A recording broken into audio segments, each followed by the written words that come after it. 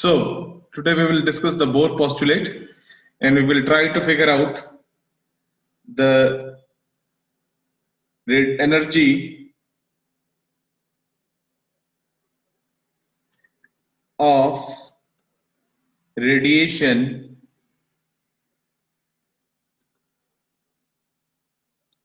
emitted by the electron during their transition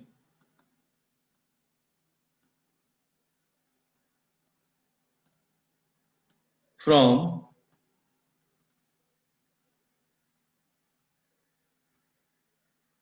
higher energy state to lower energy state.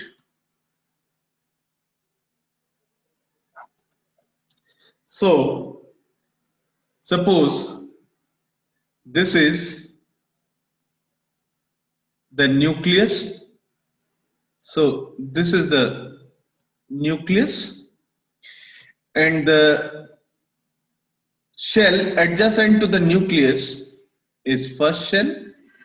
The shell which is adjacent to the first shell, second, and so on. So here n equals to 1, here n equals to 2, here n equals to 3. The electron which is revolving in first shell would have energy equals to E1. The electron which is revolving in second shell would have energy equals to E2. And similarly, the electron which is revolving in third shell will have energy equals to E3. As I told you, according to Bohr postulate, there are so many circular orbits are possible around the nucleus, but electron do not revolve in all the possible circular orbits. Electron revolves only in those circular orbits in which its angular momentum, mass into velocity, and the radius of the orbit in which electron is revolving, the product of these three is known as angular momentum. So according to the Bohr postulate, the electron revolve only in those circular orbit in which its angular momentum must be the integral multiple of nh by 2 pi. यहां पर हमने जो बात कहा, हमने कहा कि nucleus के चारों तरफ बहुत सारे सर्कुलर ऑर्बिट्स हैं. इलेक्ट्रॉन सभी सर्कुलर ऑर्बिट्स में मूव नहीं करते. इलेक्ट्रॉन केवल उन्हीं सर्कुलर ऑर्बिट्स में मूव करते हैं जिनमें उनका angular momentum nh by 2 pi के इंटीग्रल मल्टीपल होता है. यहां m क्या है? Mass of electron. v क्या है? Tangential velocity of electron. R, radius of the orbit in which electron is revolving. N, आपका number of shell in which electron is revolving, वो shell का number है जिसमें electron revolve कर रहा है. H क्या है आपका? Planck's constant.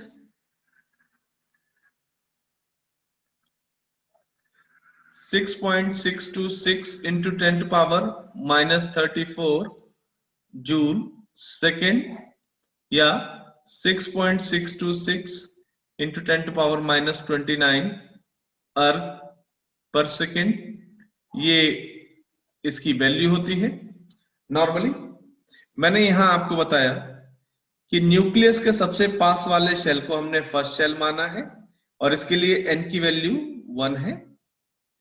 न्यूक्लियस के बाद फर्स्ट शेल के बाद वाला जो शेल है इसको हमने सेकंड माना है, इसके लिए n की वैल्यू 2. थर्ड शेल के लिए n की वैल्यू 3। वो इलेक्ट्रॉन जो फर्स्ट शेल में रिवॉल्व कर रहा है उसकी एनर्जी E1। वो इलेक्ट्रॉन जो सेकंड शेल में रिवॉल्व कर रहा है उसकी एनर्जी E2। वो इलेक्ट्रॉन जो थर्ड शेल में रिवॉल्व कर रहा है उसकी एनर्जी E3। अब इलेक्ट्रॉन एक पर्टिकुलर शेल में मूव करते हुए, इलेक्ट्रॉन एक पर्टिकुलर शेल में मूव करते हुए ना ही एनर्जी एब्जॉर्ब करते हैं ना ही एनर्जी रिलीज करते हैं, तो उनकी जो एनर्जी है वो कंजर्व रहती है।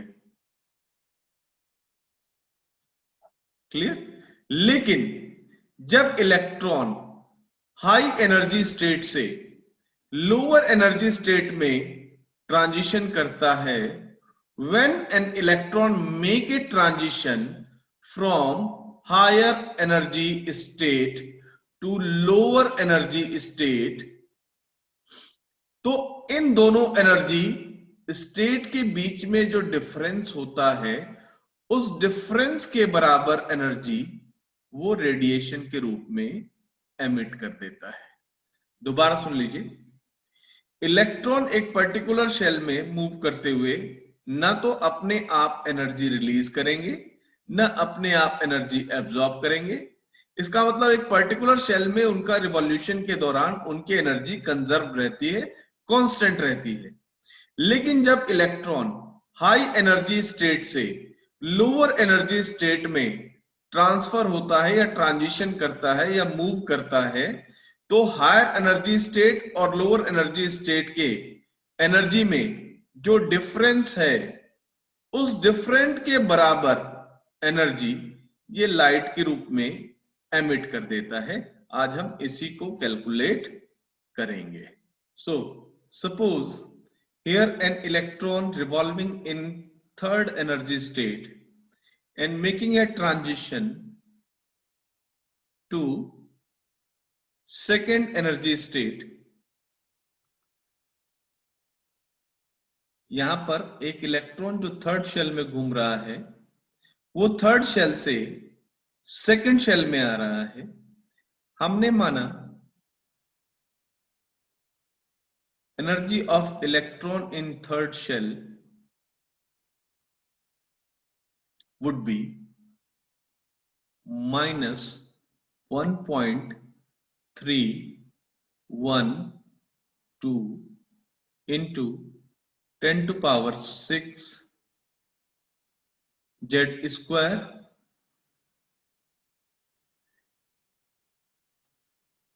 n3 square.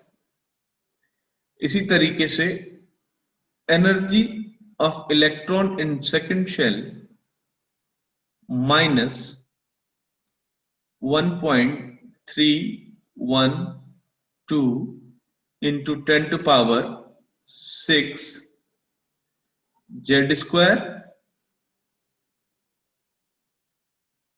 n2 square. अब एक बात यहां पे ध्यान रखिएगा, क्योंकि ये दोनों, ये जो इलेक्ट्रॉन है थर्ड शेल में जो मूव कर रहा है वो थर्ड शेल से सेकंड शेल में आ रहा है, तो एटम जो है वो सेम एलिमेंट का है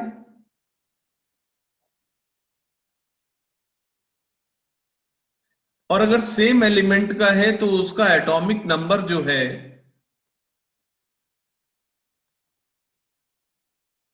वो चेंज नहीं होगा। Atomic number will not change. तो Z की वैल्यू क्या रहेगी यहां पर? कांस्टेंट रहेगी। जो भी उसका एटॉमिक नंबर होगा वो चेंज नहीं होगा। अब एनर्जी डिफरेंस कैसे निकालते हैं हम? En3 माइनस En2, इस तरीके से हम एनर्जी डिफरेंस कैलकुलेट कर सकते हैं। अब if I talk about energy of electron in third shell minus 1.312 into 10 to power 6 z square n3 square minus